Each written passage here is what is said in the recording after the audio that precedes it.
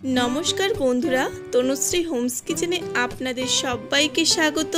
आज आपनादेर साथे शेयर करब कुलेखाड़ा शाकेर पकोड़ा। बंधुरा जारा कुलेखाड़ा शाकेर गंधटा सह्य करते पारेन ना तारा एइभाবে एकबार कुलेखाड़ा शाकेर पकोड़ा बानिये खेये देखबेन।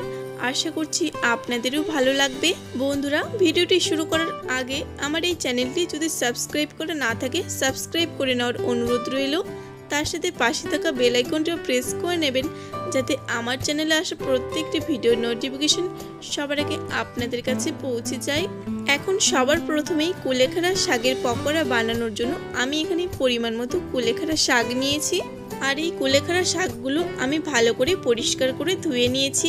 এবার কুলেখাড়া শাকের পকোড়া বানানোর জন্য একটা ব্যাটার তৈরি করে নেব। এবার একটা বাটিতে নিয়ে নেব পরিমাণ মতো বেসন আর দিয়ে দেব কিছুটা চালের গুঁড়ো।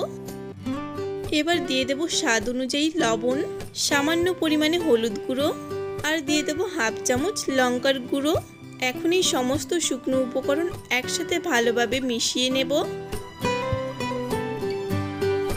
শুকনো উপকরণগুলো ভালোভাবে একসাথে মিশিয়ে নিয়েছি। এবার আমি অল্প অল্প করে জল দিয়ে একটা ব্যাটার তৈরি করে নেব। আর এখানে কুলেখাড়া শাকের পকোড়ার ব্যাটারটা কিন্তু একটু ঘন করেই তৈরি করব, পাতলা করা কিন্তু একেবারেই যাবে না। এখানে আমার বেসনের ব্যাটারটা তৈরি হয়ে গেছে। আর দেখুন বন্ধুরা আমি ঠিক এরকম করেই এই বেসনের ব্যাটারটা তৈরি করেছি। এবার একটা করে কুলেখাড়া শাক নেব, তারপরে এই বেসনের ব্যাটারের মধ্যে ভালোভাবে ডুবিয়ে নেব। এবার এই কুলেখাড়া শাকটা এই গরম তেলের মধ্যে দিয়ে দেব। আর বন্ধুরা পকোড়া বানানোর সময় গ্যাসের আঁচটা কিন্তু একদম মিডিয়াম আঁচেই রাখবো।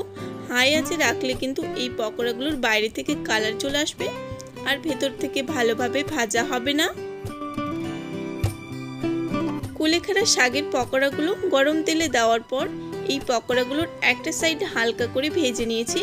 এবার পরের সাইডটা উল্টে দেব। এভাবেই এই পকোড়াগুলোকে উল্টে পাল্টে ভালোভাবে ভেজে নেব।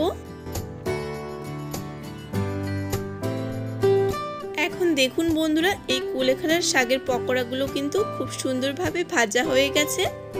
এবার এই কুলেখাড়ার শাকের পকোড়াগুলো একটা প্লেটে তুলে নেব। তারপর বাকি কুলেখাড়া শাকের পকোড়াগুলো আমি একইভাবে ভেজে নেব। কুলেখাড়া শাকের পকোড়াগুলো ভালোভাবে ভেজে নেওয়ার পর এখন দেখুন বন্ধুরা এই পকোড়াগুলো ঠিক কতটা লোভনীয় হয়েছে। এবার আমি আপনাদের একটা পকোড়া ভেঙেও দেখাচ্ছি যে এই পকোড়াগুলো ঠিক কতটা মুচমুচে ভাবে তৈরি হয়েছে।